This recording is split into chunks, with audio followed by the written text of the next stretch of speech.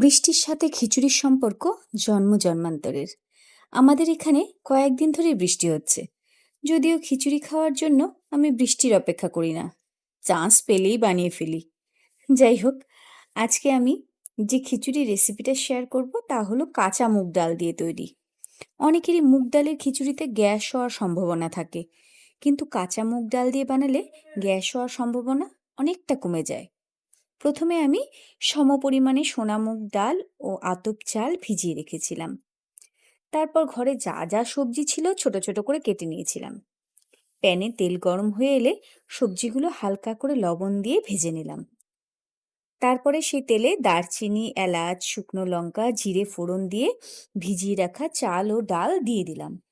এবার পরিমাণ মতো লবণ, হলুদ, অল্প জিরা গুঁড়ো, আদা বাটা দিয়ে নাড়াচাড়া করে গরম জল দিয়ে দিলাম।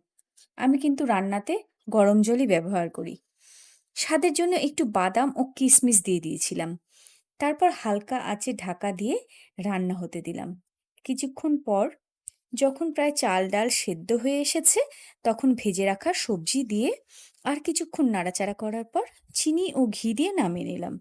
এবার শুধু সাথে আচার ও পাঁপড় হলেই ব্যাস, আর কিচ্ছু লাগবে না। তাহলে যারা গ্যাস হওয়ার ভয় মুগ ডালের এই খিচুড়ির মায়া ত্যাগ করেছো, তারা অবশ্যই এটা ট্রাই করো। আশা করি ভালো লাগবে। ভালো থেকো সব্বাই। আমাদের এরকম গল্প তো চলতেই থাকবে। টাটা।